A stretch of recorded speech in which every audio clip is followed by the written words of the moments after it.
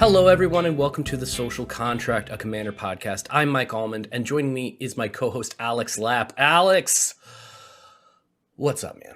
Not too much, Mike, but today I don't want to be social. I don't want to be nice. I don't want to do group hug. Okay. I don't want to give people resources. I want to be mean today. Oh, okay. How are you mean? Because I know how I'm mean. I play mean cards. I don't get mean in real life. I get mean on the board. Sure. I think that I don't think I'm a mean person, but I think like most mean people also don't think that they're mean people. Well, You do know you what I think mean? that those mean people know that their cards are mean, or do you think that they think they're not so bad? I mean, think about it. Does a villain ever think they're truly like evil? It's No. funny. I just saw this picture online of like some different villains, and it was I think it was Sauron, who was like, "No, I'm actually evil. Like I'm the Lord of Darkness. I'm the bad guy." Sure. Okay. Okay. So other than like Sauron, other than like evil for the sake of evil, I think that most people are like, oh yeah, this is a mean thing, kind of, but like it's for the greater good, and we're not talking about the card greater good today. But it would possibly fit into our discussion Right. of, you know, some of the mean stuff that we run.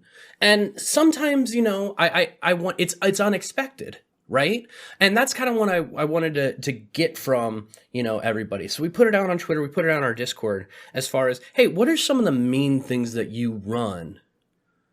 We That- got back some interesting answers. Yeah. That's I think some of these might only make sense in the context of another card, that being a Sure. combo or a lock, right? Because I know I suggested a couple of cards from my list that they really come in pairs, right? Mhm.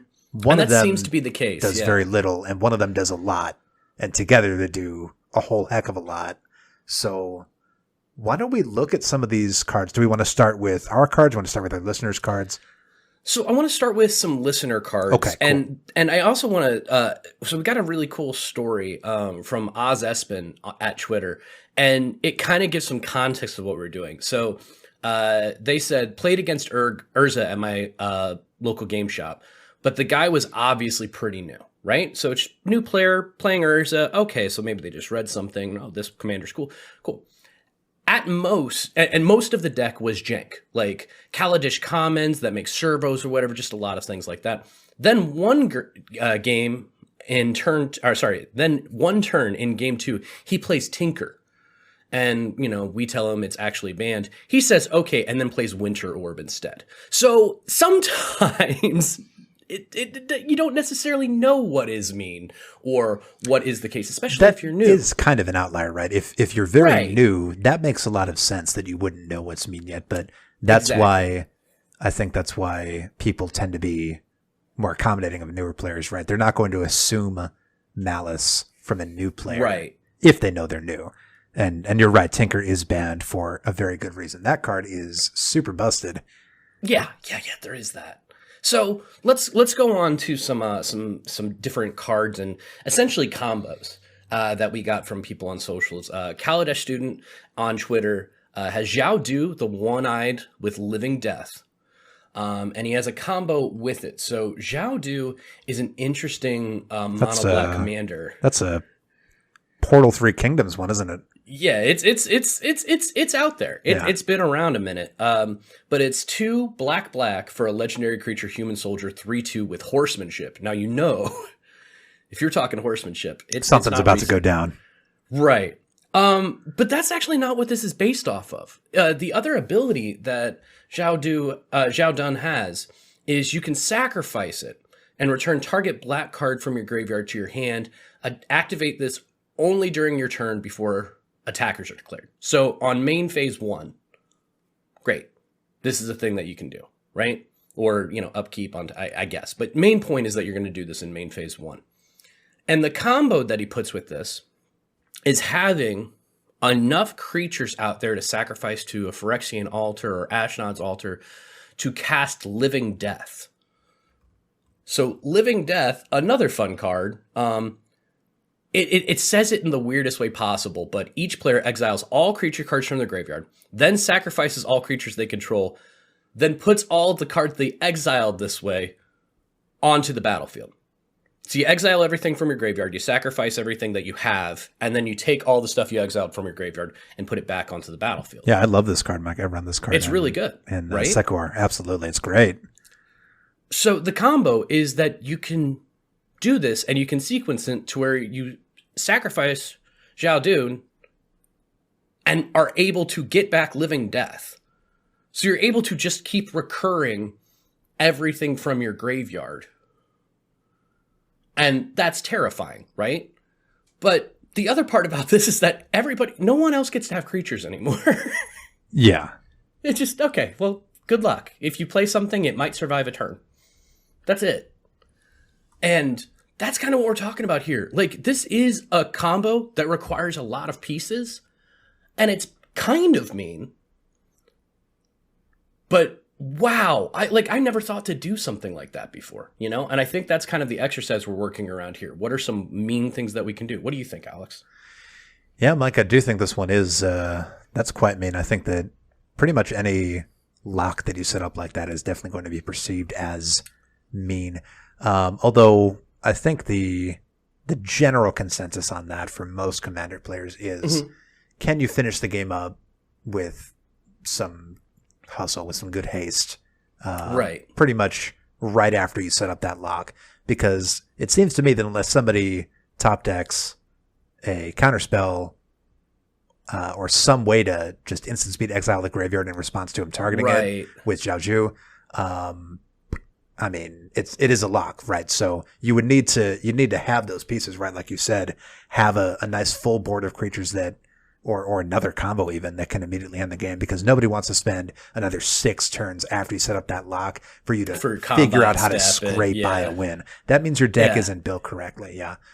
I think that's what people care about more than you actually playing a mean lock in that case. Yeah, I don't think people are upset at mean as much as they are upset at being stuck. Wasting time. Right? Yeah. So let's go on to our next one here, because this is from @clockwork12_B on Twitter, who's also on our Discord. Hey. They have an Orzhov lands deck. And, you know, when you talk about any deck that has white in it, any lands deck that has white in it. Any lands deck that doesn't have green in it. Yeah, it usually means it's got to do something pretty interesting. Pretty mean here. So let's see what it did. So we're looking at Fall of the Thran. So this is a 5 and a white saga.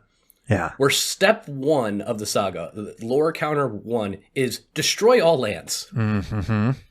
So that's what we're starting. I remember this one well. Yeah. Yeah. Dominaria draft. Yep.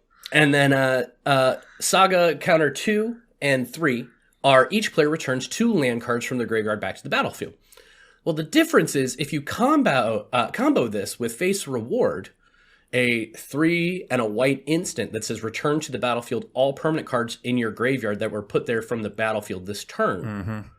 You are going to destroy all lands and then get all of your lands back for 10 mana.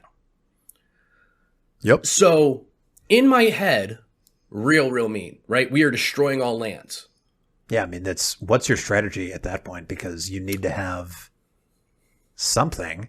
I mean, sure, nobody else has any board state, but that doesn't mean the game automatically ends.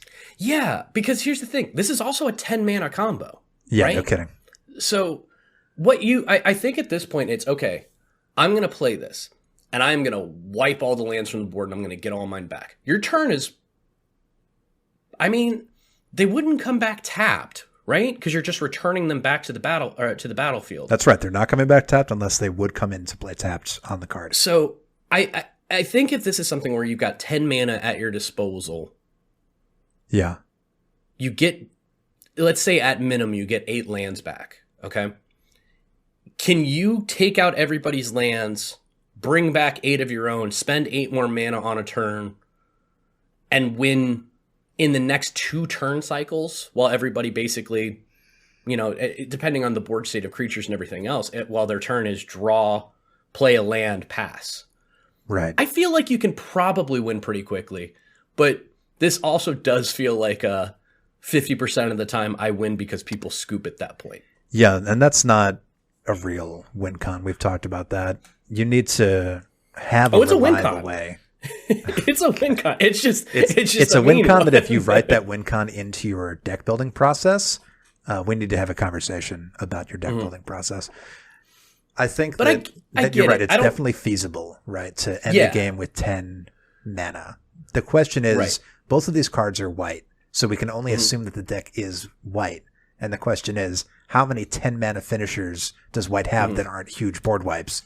Well, going into it, they called it an Orzhov lands deck. Right. So this is like, I don't know if it's a whole lot of land destruction on theme for them, or if it is just trying to get value out of lands in those colors.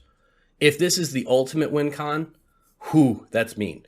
If it's that's rough. not, and this is just one of those kind of like surprising things that you can pull out on that deck, okay, cool, go for it. You know, I'm very sad. I like my lands. I like them to stick around. I like everybody to have lands because it's really hard to, power the battle cruiser magic. If land destruction is still one of those big no-nos on the social contract. Unless the game ends immediately, blowing up everyone's lands, people are going to consider that to be very mean, Mike. I'm starting to feel better about targeted land removal the more and more that I play, because, you turned me on to the idea of Glacial Chasm just being an awesome card. That Glacial Chasm should just be in every deck. Right. So if it's that, then at the same time, it's like, oh yeah, targeted land removal should be something that people think about. Yeah. Because there are just some times where I can play Glacial Chasm and say, I can't do anything to stop you. That is the funny thing, right? Because we've talked about Glacial Chasm and how just being able to stall for 4 or 5 turns just by draining your life total to Glacial Chasm, and maybe they don't even have a non-combat win con.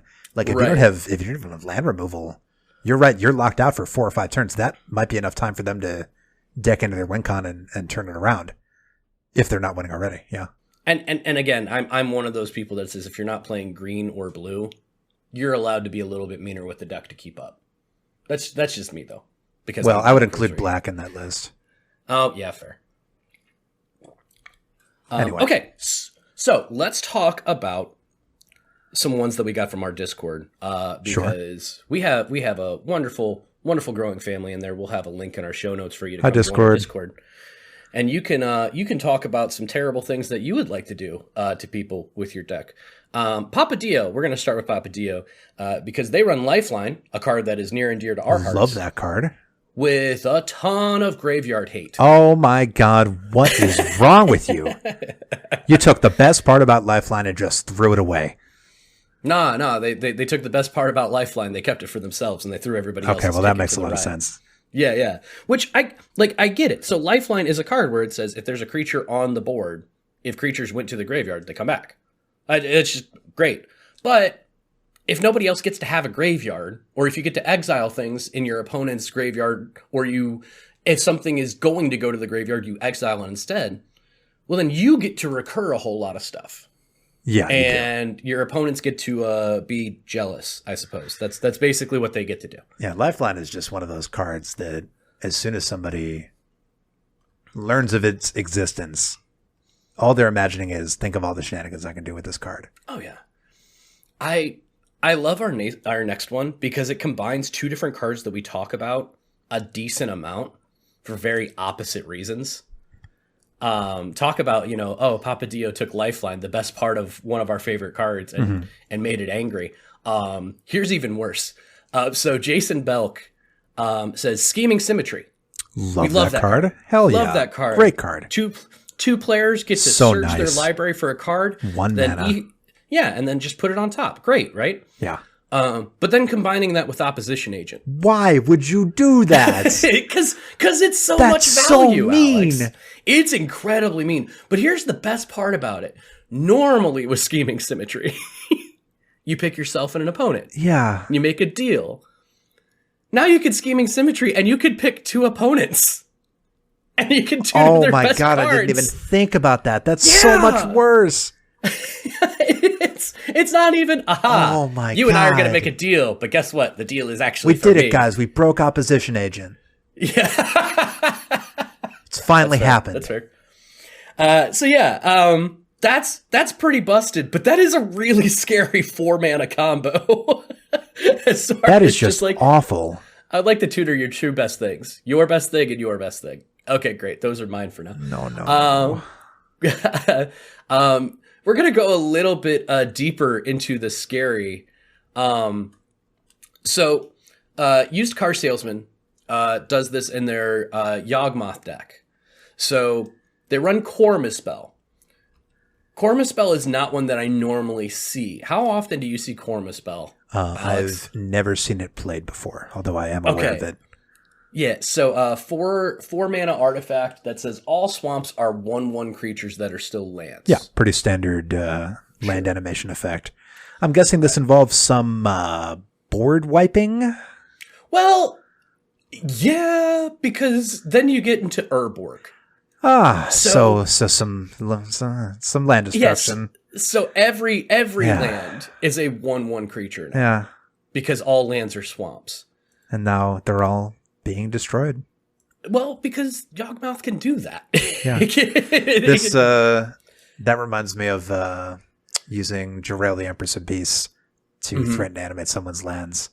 Yep. In response to board wipe. But this is it's our rattlesnake, yeah. Yeah, this is the Cobra version of the rattlesnake that just attacks you without you having to provoke it at all. Right. Yeah. Now, admittedly, again, I am a big believer in that if a combo requires more than 2 cards, I'm less upset about it.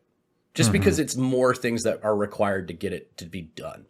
However, if you blow up all my lands, blowing up lands, it's just, oh my gosh. I think that is on brand for when we talk about mean. That's kind of where I'm at. It's stealing other people's stuff. Right. It's destroying their lands.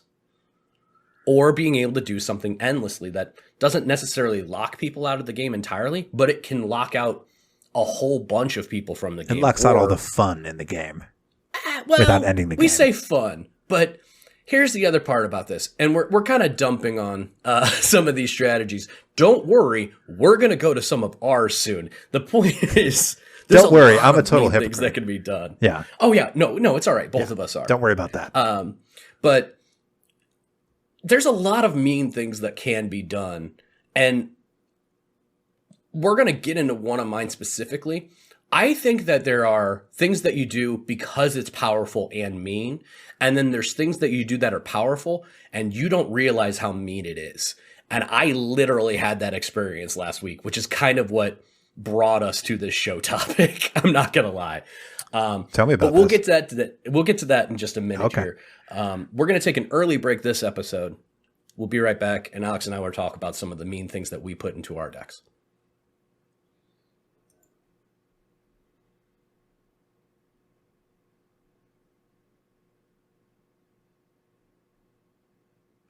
All right, we're back, and wow, Alex, our listeners are mean.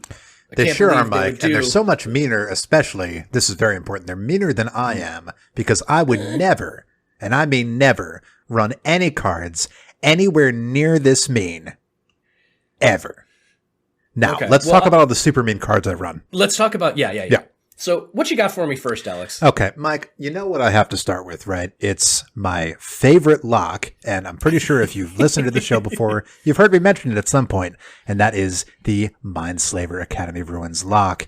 This is the main win con for my Stacks deck, and I play it because I love Mindslaver. Let's read it, shall we? Mindslaver is 6 generic mana for a legendary artifact with a single activated ability. Pay 4 tap and sacrifice Mindslaver. You control target player during that player's next turn. We've all heard of it before. It's really, really good. The balancing factor of Mindslaver is that it goes to the graveyard once you're done using it. You can only use it once, unless you can consistently reanimate it with something like Academy of Ruins, which is a land that allows you to pay 1 and a blue, tap, and put a artifact card from your graveyard on top of your library and then draw it next turn. The lock is very simple. As long as you have 13 mana, you can activate this combo on every single one of your turns, and provided that you are 1v1 at this point, they will never get to take another turn, which is incredibly mean, Mike. It's super, super mean. Yeah. It's the meanest thing that I can even think of, and I don't feel any shame because that's how my deck wins. It's the end of the game Sure. for that deck. If I get in control of your board, and I've done it a lot, I'm getting pretty good at messing with people's decks. I can figure out how your deck works and just brick it. And it all starts with sending your commander to a zone that you don't want it to go to. Right. All right. Well, you live here now. I hope you have somewhere to get back. But Mike, am I telling you another one or you have one of yours? no, why don't you tell me another one of yours here? So in case that doesn't work, right, because it does need two very specific pieces, and if I don't have one of those pieces, I'm screwed. Right. So I do have a backup win con, and it's perhaps even meaner somehow, right? And that is the Solemnity Decree of Silence lock. Oh my gosh. Everyone's shivering already. Let's start with Solemnity. 2 and a white. This is a pretty normal stacks piece. Enchantment. Players can't get counters, and counters can't be put on artifacts, creatures, enchantments, or lands. Right, so it doesn't mess with planeswalkers, but nothing else is allowed to get counters. No experience counters, no infect counters, +1/+1, -1/-1, none of that. No indestructible counters, divinity counters. Mm-hmm. That's fine. It's not that mean on its own. It does host some strategies, and that's why I run it. But if I need to win the game, and my Mindslaver is gone, or my Academy of Ruins is gone, we'll combine it with Decree of Silence, which is a very expensive, very mean card. 6 blue, that's 8 mana for an enchantment. Whenever an opponent casts a spell, counter that spell, and put a depletion counter on Decree of Silence. If there are 3 or more depletion counters on Decree of Silence, sacrifice it.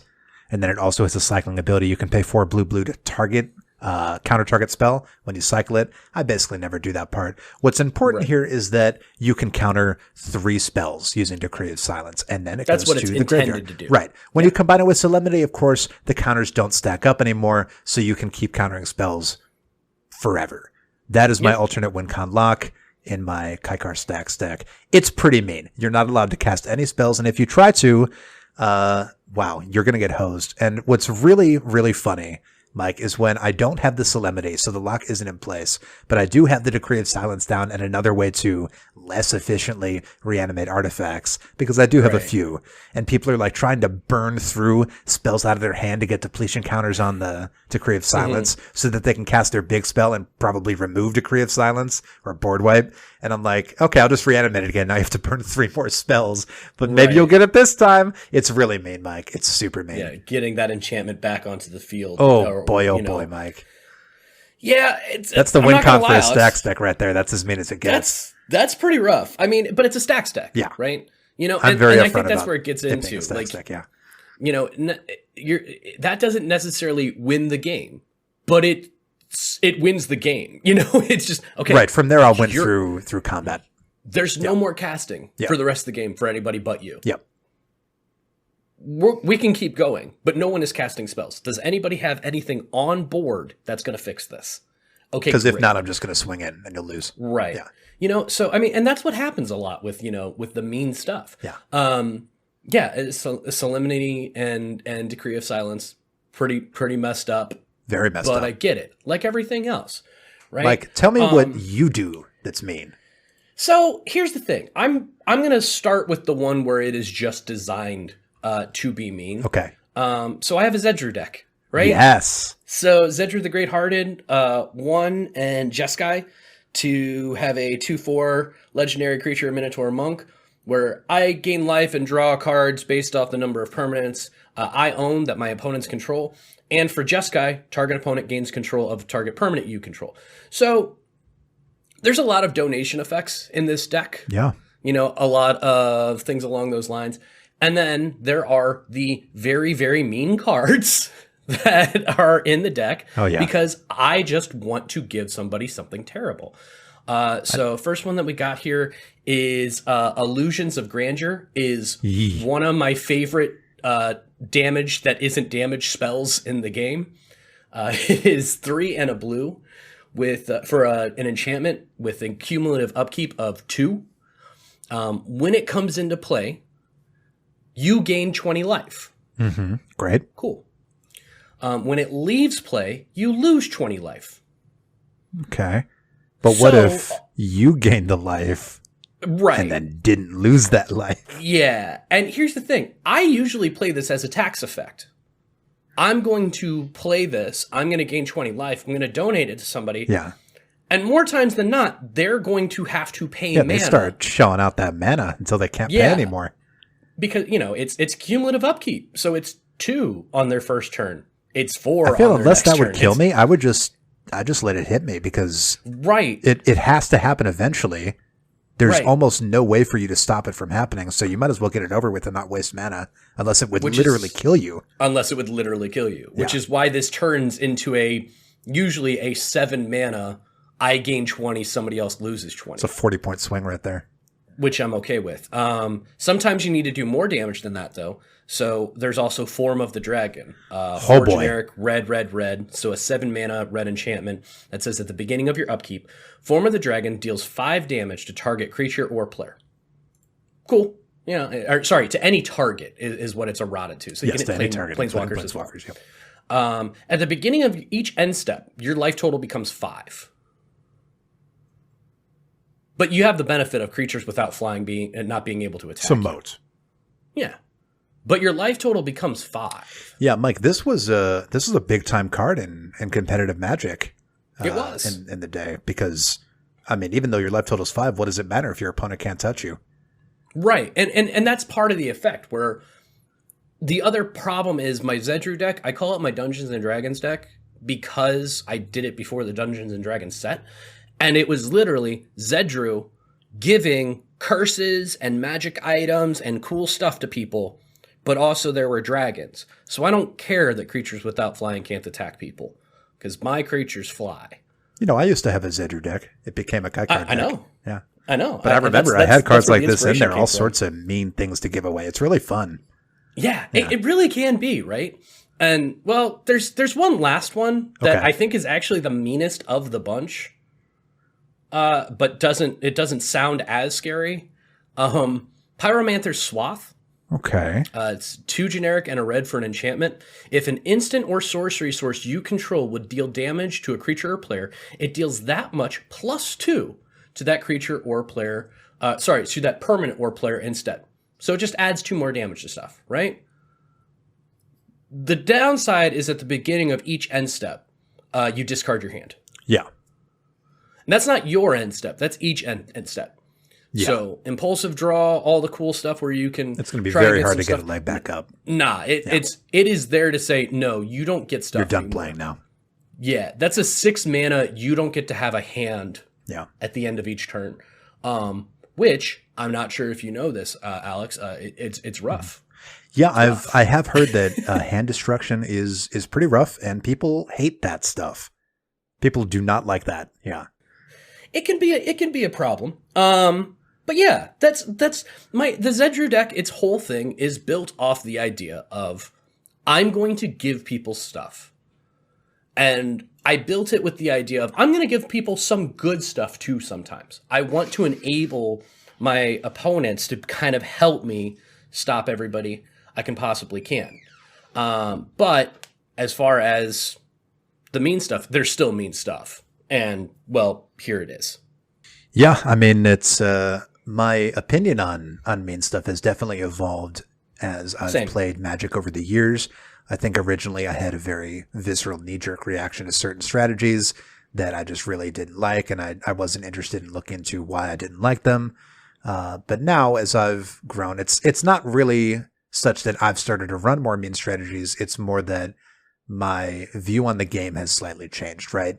It's really about everyone enjoying themselves, not really about am I going to have my deck? Is my deck going to be allowed to function? Because sometimes if it's just happening at the end of the game and the game's over anyway and I'm getting locked out, that's just how it is. That's how the deck wins, and it's okay. It's not like they're stretching out the mean thing over the entire game, which granted is a separate issue entirely. For example, like running a stack. Who does that, dude? It almost sounds like now that I'm older and wiser and I've played more Magic, sometimes it's just going to be a crappy game, and sometimes it is. But what is our goal? Our goal is just to ensure that it's as likely to be a fun game for everyone as possible. Mm-hmm. But that said, games still got to end. Yeah, in right? the spirit of running very mean things that have to end, I do have a very wacky one. Yeah, give me that. It's my Nin the Pain Artist deck. And that deck runs some of the highest powered win cons in the game, right? It runs Jace. It would run Thassa's Oracle. It runs Laboratory Maniac. But there's no way for it to get to them, right? Yeah. I just have to top deck them, which tends to really not happen until very late in the game. So I have to do something mean to advance my board state in this very strange group hug burn deck that normally just draws my opponent's cards. How am I going to do that? Let's read Nin first. Nin the Pain Artist is 2 mana. That's a blue and a red. For a legendary creature, Vidalcan Wizard with an activated ability, pay X blue-red, tap. Nin the Pain Artist deals X damage to target creature, and that creature's controller draws X cards. She's a 1/1. I love this effect. It's so much fun. You can destroy something and then pay them out. Like, hey, I'm sorry that's gone, but you had a very hefty life insurance policy on that creature, and it just paid out big time. Right. So it's really good fun. You can hit your own creatures. But what happens when you want to get really mean with Nin and you need to end the game synergistically and you're not really trying to combo off and exile your deck and find your lab man, because that can happen if it's time for it to happen, if I look into it, but I need a more reliable kind of thing.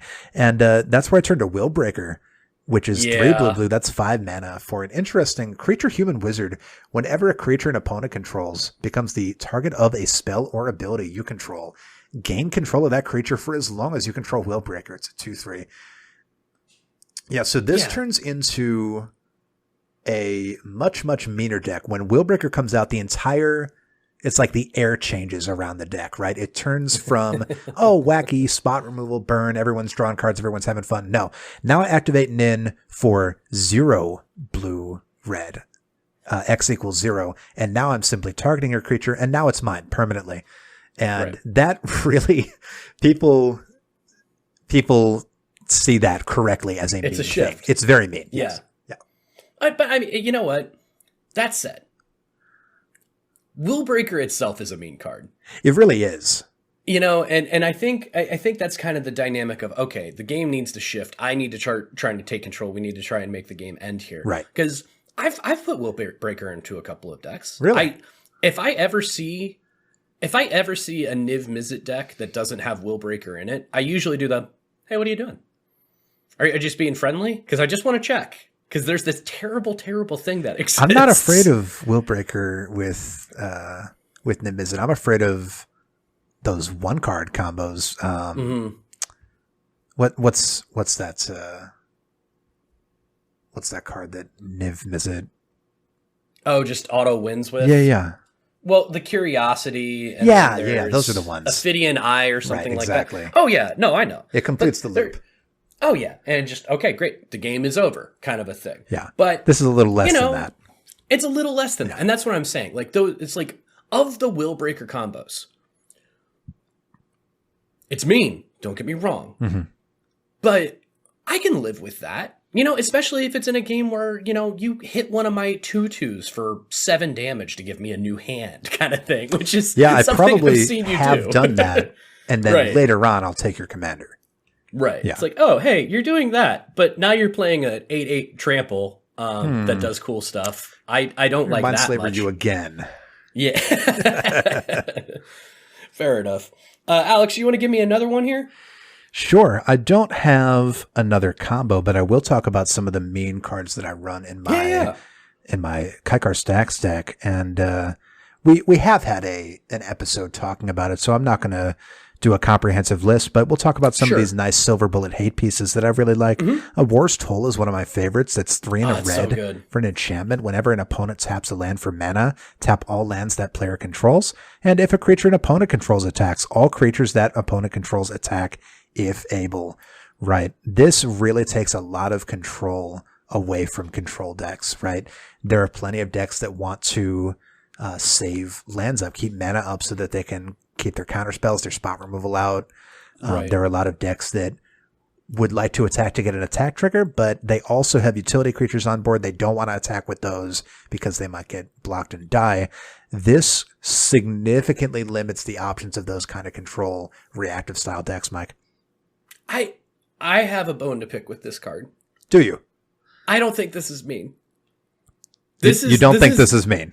In my opinion, this is the least mean card that we have on our list for one very simple thing. Okay. It says, if you want to do the thing, go ahead, but you're going to do all of that thing. I got no problem with that. I think it's mean because there's literally entire, like, you would say that there's really only 3 core kinds of decks. I guess you'd expand that into 6, but the entire idea of a reactive control style deck just doesn't work with this unless you have some mana rocks, which is great, but those can be removed. So my follow-up to that is, so it's really mean to the deck that tries to control what other people can do and cannot do. Okay, cool. This is the biggest this is so anti-control. It's so great. Super aggro. Right. Yeah. We're all listen, we're all attacking, we're all tapping all of our lands. Everyone's doing 100% of everything at all times. Yeah. Yeah, this card's hilarious. Yeah. No, this is just NOS for the table. I love exactly. I'm not just ready. Okay. Give me another one here. Okay. Let's talk about this card here, Detention Sphere. Now, Detention Sphere is an O-ring effect, right? So O-ring effects, we pretty much have a good understanding of those, right? We have the kinds that can do the shenanigans because they have 2 separate triggers. They can be stacked in such a way that that card will go to exile and not come back. We hate that stuff. And you know, you've seen one O-ring effect. You've seen them all, right? There's really only 2 kinds. Detention Sphere is a little bit different. It's 1 white-blue for an enchantment. When Detention Sphere enters the battlefield, you may exile target non-land permanent not named Detention Sphere and all other permanents with the same name as that permanent. And then separate trigger, when Detention Sphere leaves the battlefield, return the exile cards to the battlefield under their owner's control. Right. So 2 things here. The first thing is this is 2 separate triggers, right? That means that we can do those exile shenanigans as long as we stack our triggers correctly. I'm not going to get super into that here because that's a very well-worn thing that people do, but just look up O-ring locker, just O-rings in general. You'll figure it out pretty fast here. We basically have the leave trigger happen first, right? Because you'll get both triggers. If it enters and leaves, you'll get both triggers. You stack them in the reverse order, and now it's trying to put something back on the field that isn't even there yet. The second thing, right, is that Detention Sphere says all other permanents with the same name as that permanent, and a lot of token decks tend to run a lot of the same kinds of tokens. And this is a really interesting one, right? Because it'll immediately blow out all tokens with that same name. If I have just made 10 soldiers, 20 soldiers, as my token deck likes to do, this is 3 mana that only hits the token player, and it blows up their largest swath of creatures. So this is really a very versatile O-ring effect that it can do the nasty shenanigans, it can hit all the tokens, and it can just work like a normal O-ring effect without any of that stuff. I just think this is one of the better pieces of spot removal. Yeah, and here's the thing. It sticks around. Yeah.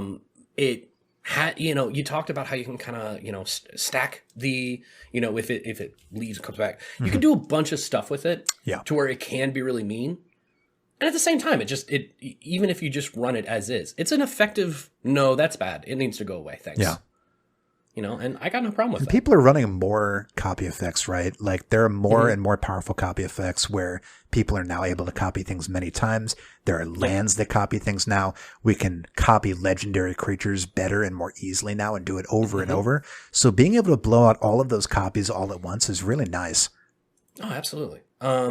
Alex, I'm gonna take the wheel here for a second, and let's talk about. So I alluded to this earlier because I didn't realize how busted it was until I actually had both pieces out. So let's start with the nice version, Awakening.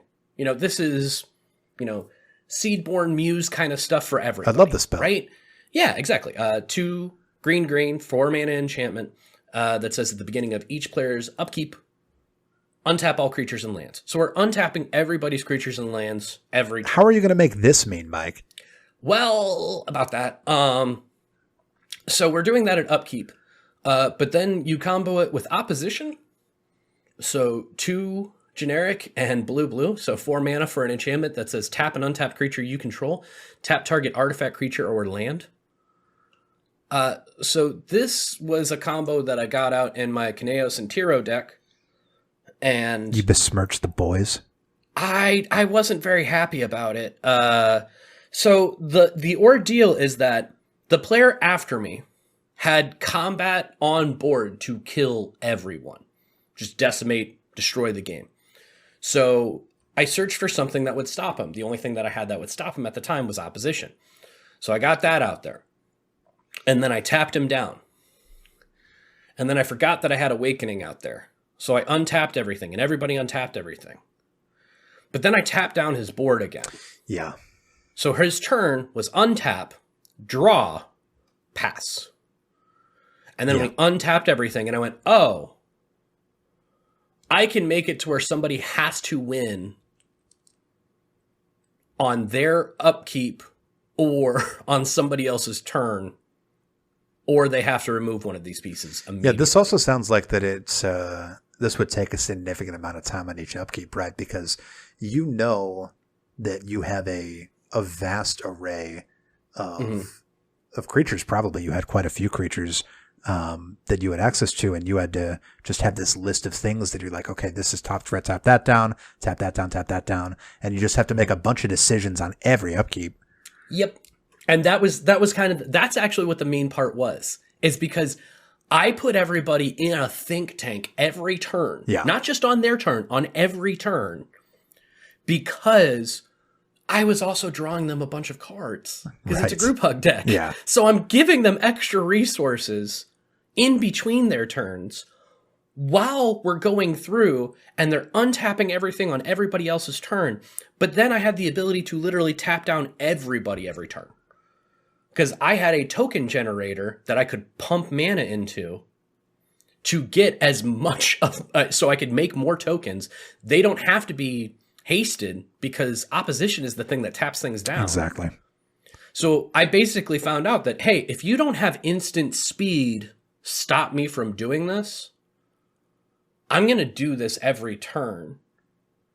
Well, let's make sure that we're clear on that rule, right? It's not the reason that opposition is the thing tapping it that allows you to tap creatures that don't have haste. It's that opposition tells you to tap as a cost without using the tap symbol. Right. The tap symbol is what is restricted by summoning sickness. Right. Yeah. So as long as I was able to keep making tokens, which I could because I was untapping all my lands, and I think it was an Ant Queen or something. It was something where I was making 1/1s for a reduced amount of mana. Right. So I'm just making extra tokens. So it was unlikely that anybody was ever going to be able to produce more onto the board to stop me from basically locking out their turn. And I went, oh, this is what Stacks is. I'm stopping people. Yeah, that's Stacks. Yep. Yeah. And then I felt dirty.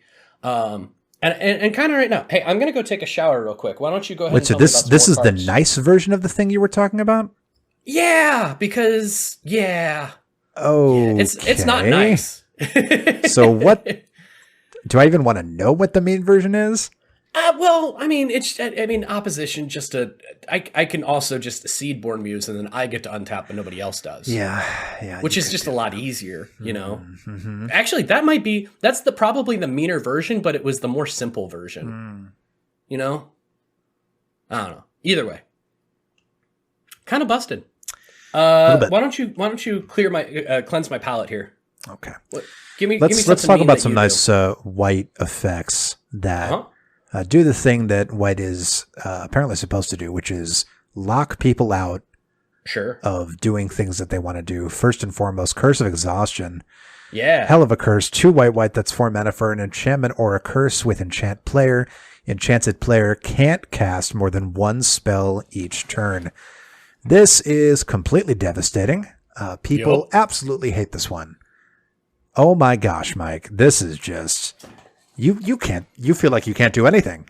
Mm-hmm. Most people in mid to late game are trying to cast 2 or more spells on a turn. And when you can't, sometimes your turn doesn't even work. Sometimes you need to cast both of those spells in the same turn to make those spells worth anything.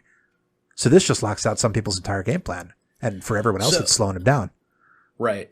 The funniest thing I've ever seen with this card, I was watching somebody stream on Twitch, and they played the epic blue spell, where you get to go into somebody's library. Yeah. And you get to drag something out, and you get to cast it. But then somebody else played Curse of Exhaustion on them. Now, I don't know if they ruled it right, but in my head, it was, wait, so they're going to cast this spell where they can go into somebody's library, find something, and then cast it for free. But they can only cast one spell per turn. Yeah. So does that mean that they basically get to search for somebody's library, find a card, and then not do anything with it? Yeah, and then not cast it. Yeah. It's like, oh, that's rough. That is rough. That reminds me of things like Teferi locks with knowledge pool, that kind of thing. Oh yeah. That's what but that evokes. We're not that mean. We don't run those. No. Let's talk about another run other stuff like white card. Containment Priest. This is a well-known hate bearer. 1 and a white for a creature and human cleric with flash. If a non-token creature would enter the battlefield and it wasn't cast, exile it instead. She's a 2/2. Yeah, so this is just classic white hate bearer. This is saying no to blinking, no to reanimation, no to cheating things out of the field from your hand. This is containment referee. No cheating. And yeah, the flash is really what makes it here, right? Because for sure. They blink it. Oh, okay, it comes back in end of turn. No, it doesn't. It gets exiled. Yeah. This is its own weird 2-mana counter spell, but not. It's the best. And the last white one that I'll talk about here, Nevermore. This is dirty. But I really like it because this is a very directed silver bullet style piece. That's what I like about my stack, and I think you'll agree here. Nevermore is 1 white. That's 3 mana for an enchantment. As Nevermore enters the battlefield, choose a non-land card name, and spells with the chosen name can't be cast. How are you going to know what spell someone is going to play? Their commander, of course. You're going to name their commander. Or if they tutor something where they have to reveal it. Or, right, and then they can't cast that. Yeah, there's definitely options. But for sure. The fact of the matter is that somebody being unable to cast their commander can be a huge problem. A lot of decks almost rely on the commander, and without it, it's severely kneecapped. And this is just such a simple card. Usually this can come out faster than the commander. Most commanders are not 3 mana. Most of them are a decent amount more than that. But even so. Yeah. It's the ability to say your commander is out, now I'm going to cast this thing on your commander to reduce its efficiency. Like, a Darksteel mutation or something along those lines, right? Yeah. Sometimes you can do something about that. You can sacrifice the creature. You can do some kind of, I'll just sack it and bring it back. Right. Yeah. Nevermore just says no. You don't. You really don't want to do that. Specifically, enchantment or player removal. Yeah. To be able to do anything, and sometimes, like again, it's a mean card. Not letting somebody play their commander is pretty rough. However, certain commanders, times when it's necessary. Certain commanders are a little more powerful than other commanders, Mike. Isn't that true? Yeah. I feel like there is a huge difference between Ruhana the Fomori getting Nevermore. I wonder why you chose that one. Well, that's the first. I don't think I've ever Nevermored your Ruhan. No, that's what I'm saying. Okay. There's a big difference. There is a big difference between I don't want this thing to get onto the battlefield versus, oh, you're going to Nevermore Urza? Cool. Like, there's your ass. I'm going to Nevermore Urza. Right, and that's what I'm saying. Like, there's times where it's mean, but it's justified. Yeah. Speaking of completely unjustified actions, I'm going to go to another combo here. I think this is the meanest thing that I do. But you let me know. I will let you know. So I have, I think my most, I don't know if it's my most powerful deck, but I think it's my most, like, tuned deck. Is a Damia Sage of Stone. the actual commander doesn't matter a whole lot to the actual deck. It's a lands deck. It's a Sultai lands deck. Wait, Sultai? Black, blue, green? Yes? Sultai. Yes. Cool. Got it. Sorry. It's early here. So the main premise is two cards that I don't see very often at all. And together are busted. So one of them is called Mana Bond. Now, this is a green. It's a 1 mana enchantment that says at the beginning of your end step, you may reveal your hand and put all land cards from it onto the battlefield. If you do, discard your hand. Yeah, Damia doesn't mind that at all, does she? No, Damia definitely doesn't mind that. Lands decks don't mind that. This is one of those things that I'm surprised I don't see this card specifically in more decks, just because it can be a really good way. Like, hey, I'm not going to have any cards, but I'm going to have 5 mana on turn 1 or 2. So if I've got a decent commander, I'm just going to throw it out there and we'll refill the hand slowly. Yeah. Or in Damia's case, immediately. Yeah. Immediately. Exactly. Yeah. It's much worse when you tie it to a spell called Sunder. So this is 3 blue, so 5 mana instant that says return all lands to their owner's hands. You just love land destruction today, don't you, Mike? It's not destruction. I'm not destroying it. Really? Because they're going to have to discard almost all of them. Well, that's their choice. Is it? There is a max hand size. There is. The worst part of this, by far, is I didn't even include the card in here because it's not something that I specifically search for. But there is a blue land that enters the battlefield tapped unless you control 3 other islands. And if it enters the battlefield untapped, you can take a instant or sorcery from your graveyard and put it on the top of your library. Mm-hmm. So I can do this every turn if need be. And if Damia is out, well, great. Now I'm going to draw up to 7 each turn. Get more lands, dump more stuff, put it's a get all your landfall triggers. Right. Yeah. But more times than not, I'm going to put everybody's lands away. So I have all my lands out. Next turn, all my lands or creatures swing out. I think 70 to 80% of the things you mentioned today have been about land destruction. Yeah, well, what's going on with you, man? Bounce. Well, hold on. Uh-huh. I've only done one thing mean to anybody else's lands. Which is, we just have a lot of people that talk about doing mean things to each other's lands. Don't shoot. And you just happen to choose those incidentally. Don't shoot the messenger. Okay. You know what? Yes. You know what? I did happen to choose those. Leave my lands alone. All right. What do you got for me? What are some other mean cards that you're running? Well, there is another white card that I neglected to mention, and this is perhaps the one of the strongest curses in the game, and it's one of the reasons why I'm just so disappointed that the new curse commander, Linda, Lind, Cheerful Tormentor, the Grixis curse commander. She doesn't have white. That just sucks for me, right? Because it's in this one department that white just excels. And that's super mean curses. Overwhelming Splendor, 6 white, 8 mana for an enchantment or a curse with enchant player. Very mean. Creatures enchanted player controls lose all abilities and have base power and toughness 1/1. That's humility. Next part, enchanted player can't activate abilities that aren't mana abilities or loyalty abilities. And I think that's Linvala with something else in there. Yeah, this is an 8 mana, 3 different mean cards. It's Linvala plus Null Rod. Yeah, so you got Humility, Linvala, and Null Rod all wrapped up into one curse that only hits one player. And Mike, their day is ruined. Right. So I didn't include this in my list, but I do have this on one of my decks. And it's my Jessica and Arden deck. Okay. And I specifically included this just because I like the idea of, all right, you're the arch enemy. You need to be taken down a peg. So I'm going to Overwhelming Splendor you. But then go to combat on another turn and say, okay, well, You're finally calmed down, but now you're being a jerk. So now I'm enchanting you with Now overwhelming you'll see splendor the instead. splendor. Yeah. It's terrible.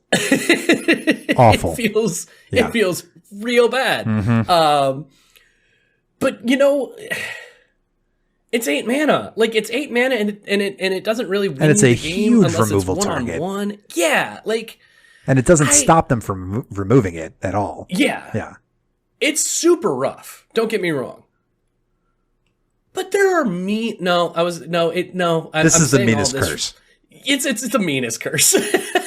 I was trying to do but there's a lot of ways to remove it. You can There are a lot of ways to remove it, worse. and it doesn't stop you from accessing any of them unless your mana comes from non-mana ability artifacts, because mana rocks will still work. Yes. But your mana dorks don't, because they don't have any abilities anyway. Right. Mana dorks don't. Yeah. Yep. Yeah. I mean, it's Yeah, it's mean. It's mean. It's real mean. I was trying to put myself in the position of which feels worse. Being winter orbed and not being able to untap stuff, so I'm just here, or Immortal Sun, or not Immortal Sun, Overwhelming Splendor. Good point, Mike. Yeah, Because I have Immortal Sun in here too. Yeah, I know. That's why it wasn't even a Freudian slip. Yeah. It was just my eyes were. Immortal Sun is one of those big honking artifacts that does a big honking amount of stuff. 6 mana for a legendary artifact. 4 static abilities. Players can't activate Planeswalker loyalty abilities. That is the only effect in the game that says that. At the beginning of your draw step, draw an additional card. Very nice. Always good. Spells you control or spells you cast cost 1 less to cast. Great. Love that. Creatures you control get +1/+1. Right. So each of those individual things, it's somewhat substantive. All 4 together. And wow, this is a very impactful piece that hits a lot of parts of the board. And the big thing about it, and why I consider it so mean specifically, right, is that this 100% completely shuts down and locks out Super Friends decks. If your deck revolves around Planeswalkers, your deck simply doesn't work anymore. And here's the thing: I understand that there's not a ton of I don't play with a ton of Super Friends decks in my meta. It's one of the most popular archetypes. But it is, right? And the other part of that is there's not a ton of stuff. There's not a ton of stuff that you go out there and, this is going to stop Planeswalkers from being scary. Yeah. But there's this and the Elder Spell. Anything else. Yeah. Right. But this does. This is other stuff, right? This is other stuff. It's not going to be a whiff if I'm not playing against a Planeswalker deck. I can just put this down and it'll just make my deck work better. Right. Yeah. An additional card, reducing casting of spells, creatures get a little buff. Okay, sure. That's all.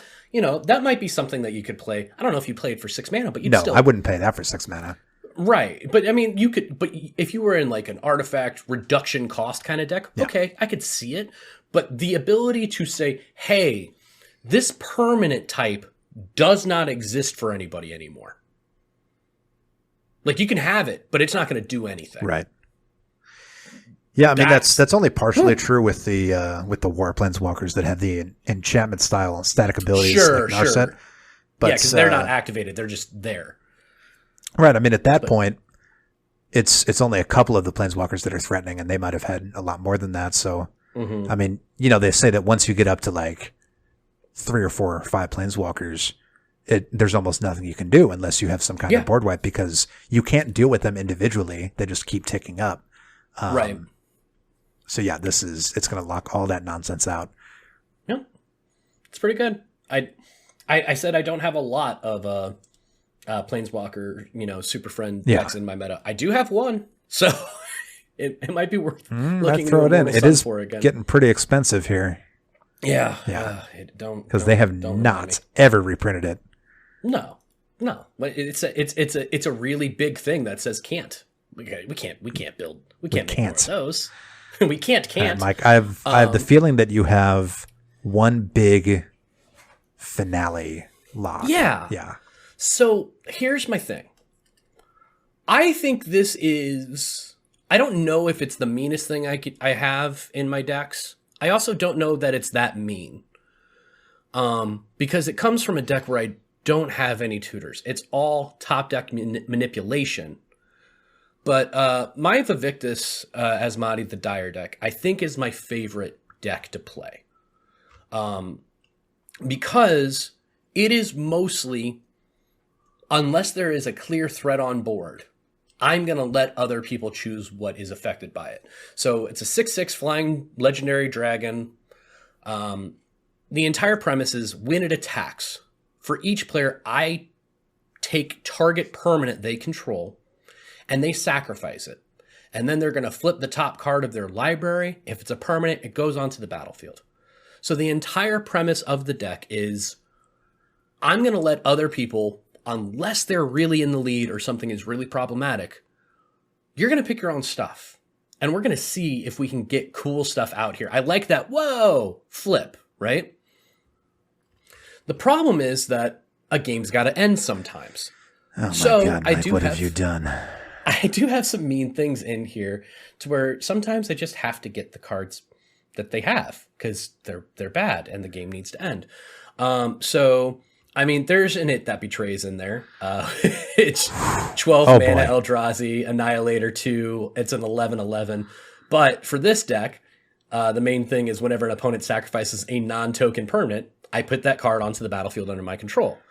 But Mike, you're in black. Yeah. There's a better version of It That Betrays if you're playing in black. Oh, you mean Terragrid? Yeah, I do mean Terragrid. Yeah, she's in there too. Oh, my so God. three black for a legendary creature god with menace that says whenever an opponent sacrifices a non-token permanent or discards a permanent card, even better. You may put that card from a graveyard onto the battlefield. We had a field day when we were talking about this card. Mike, this card it's strictly better than It That Betrays on the effect. On the effect, right. Yes. Obviously, it doesn't have the big stats. It doesn't have Annihilator. But the effects, you're getting at a huge discount, 7 mana less. And also, it's better. About that, Alex, more times than not, I'm not paying anything for either of these. What do you mean? I'm not tutoring up the cards, and I'm not bringing them there. But you're flipping them. If they flip, they're there. How did that happen? And that is my one rule. Put those in there? I will never cast Terragrid or It That Betrays from my hand. Oh, really? That's my rule. Because that is too mean for me. I don't think that your opponents are placated by that decision, right? Because number one, they still see them, and number two, this is even meaner because you don't even have to pay for them this way. But this gives them another turn. Because these get revealed after everything's been sacrificed. So that's usually where I go with it. It's like, all right, it's fine. You've got a turn to remove this big bad thing. It's okay. Go ahead and remove this big bad thing. Because again, the game's got to end. And that's usually what I go off of. I should mention there's also a Grave Betrayal in this deck. Oh my God. Point is, lots of sacrificing things. I let them sacrifice things until it's like, all right, this game needs to end at some point. Now we're going to start getting rid of all the good stuff. So, Mike, I'm 8 up. I'm willing to admit that. I'm disappointed that you have It That Betrays in your deck and Terragrid to a lesser extent, but I'm also disappointed in our fellow content creator and Command Zone co-host Josh Lee Kwai, who recently came out with a episode. At this point, it was about 3 weeks ago, about strange rules interactions that you can take advantage of in the game of Commander, and specifically mentions It That Betrays, and says that It That Betrays can be used to steal a player's commander if you hit it with the Annihilator trigger, or if they sacrifice it through another way. And Mike, that is just not true. The rules manager corrected the record on that because, I mean, he's a fairly high-profile individual. But more so than that, he's a member of the Commander Advisor Group, and we have had conversations about this where it's clear that the Commander Advisor Group is not meant to be, and certainly isn't a extremely knowledgeable judge level understanding of the rules of Commander, because that's not what they're supposed to be. But at the same time, it's still a bit jarring, right? He's such a major Commander personality. I know he has the resources at his disposal. I'm not really trying to shame him, but it's a needle in my side right when a huge content creator comes out and has a rules interaction episode and gets this wrong. So let's go over this interaction. It That Betrays is on the field. So unfortunately, you already are having the worst game ever. Right. So you also hold on, real quick. Oh, Mike, what is it this time? A little under attack here. All right, so Turgid's on the battlefield, so it's basically the worst game ever. Sure.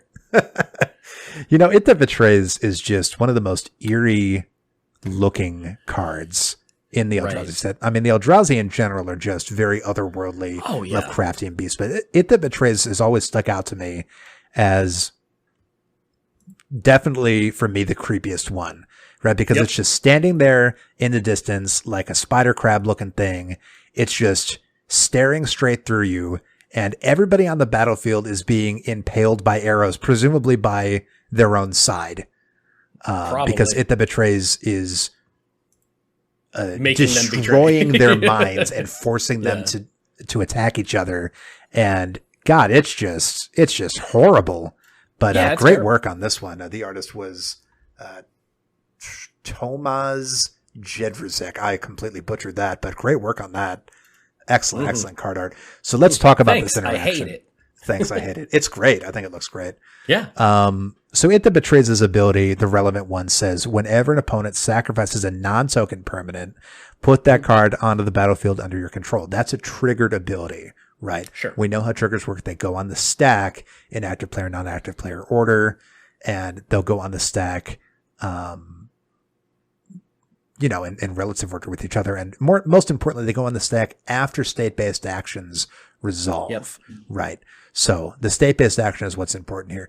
If a player sacrifices their commander to the Annihilator trigger, maybe they were forced to by Vivictus, because I don't know why you would do that.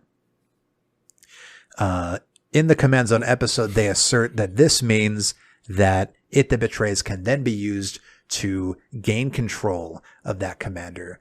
This is simply not the case, Mike. And the reason for that is because the sacrifice commander will go to the graveyard. Yep. It That Betrays will trigger. Trigger goes on the stack. However, before it triggers and goes on the stack, state-based actions are going to resolve. And I realize this is relatively new, right? This only changed about a year and a half ago. When did that actually happen? Time is weird now. But this is within the past couple of years. So I think for a lot of players, this is still pretty recent major rules change. A state-based action effect happens. And since this is the first time that state-based actions were checked and the commander has now changed zones to the graveyard, the owner of the commander now has the option to take advantage of that state-based action and move it to the command zone from the graveyard. Right. Mm-hmm. So it has changed zones. Right. This is different from the way that it used to work. Right. Before this rules change, Josh Lequai would have been correct.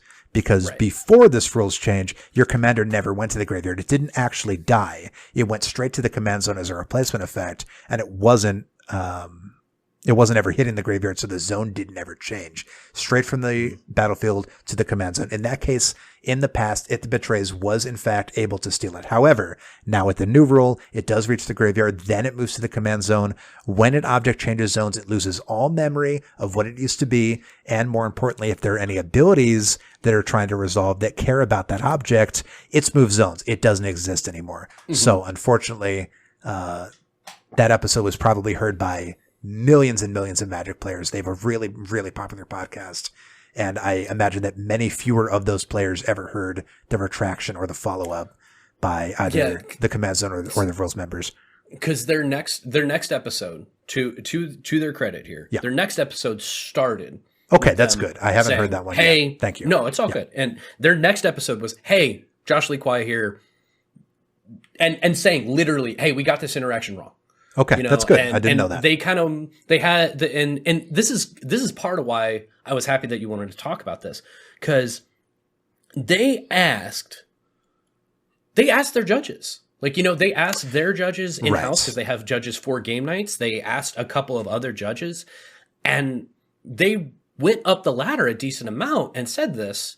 That's what really bothers me, right? Is I can't place all the blame on just players that don't really know what's going on, because you have to imagine they do have those staff judges. Exactly. And how did they not catch such a basic rule that was recently the subject of a major rules change? Right. And I think that's part of it. Like, I am never going to be, this is going to be more, you're more capable of this than I am, with you actually being a judge and you being more learned in the interactions and how things go. And my whole reaction to all of this was, wow, it's weird that they did their due diligence, or at least they did some diligence on this, and they got it wrong. But man, Magic is complicated. It is complicated. That just concerns me though, right? Because it's for sure. I obviously get stuff wrong, right? Like I work in a lot of I volunteer really in a lot of Discords, just answering judge questions in my spare time. And I've definitely gotten things wrong. I've given incorrect advice, and I've had to correct myself before. And I'm sure that it's also happened in a more official capacity, because no one's perfect. That said, it's just, you're right. They should have had, or they did have, these multiple layers of redundancy, right? Mm-hmm. And goodness, it just seems to me like they really should have caught that one. I really hope that their judges in residence aren't just rubber stamping these scripts and are actually reviewing them. No, and I understand that. You want to make sure that it's done right, especially if you're in a position where you're like, I mean, you're the biggest voice for, our format, right? You're the biggest voice for Josh Lee Quiet. It's not me. Well, no, yeah. I'm command zone in general. Right. That's, exactly. Yeah. Yeah. And for me, it's like, oh man, it sucks that they got this wrong. Right. But in my head, even as I listened to it, I went, that's not how that works. Yeah. Right. Is it? I didn't, and it is what it is. I'm willing to do the you made a mistake, you learn from it, you don't do it again. Magic is complicated. Cool. But I'm with you. It is concerning that that just happens, And this is, like I said, this is another time that a member of the Commander Advisor Group, which, just to be clear, is a unpaid, non-voting, semi-formalized body of representatives of the Commander community that advise the Rules Committee, which is the official governing voting body that kind of rules over the format. So yeah, these are major players. Josh Lee Kwai is one person on a team of these people. And this isn't the first time we've talked about it, right? I believe that there was a previous rules interaction, perhaps even also involving the command zone, not the podcast, but the actual zone that a Commander Advisor Group member got confused on. And you're right. This is just such a complicated format. It's so complicated. Yeah. I just think that's why it's important to have, if you have such a big voice, right? If you are broadcasting to hundreds of thousands of people, you have the biggest live play. Like, their game nights is enormous. They have a ton of funding. They're the biggest name in Commander. And I think that's, we all just have to put forth that effort to make sure the information we're putting out is accurate. Yeah. And you know what? I have no problem at the same time. I got no problem if they ever make a mistake on game nights, because that is a gameplay as you're going kind of thing. Exactly. And it's not even scripted. No, and they even started to do their roundtable episodes after, where it's like, hey, sometimes we screw up. Right. Yeah. And that kind of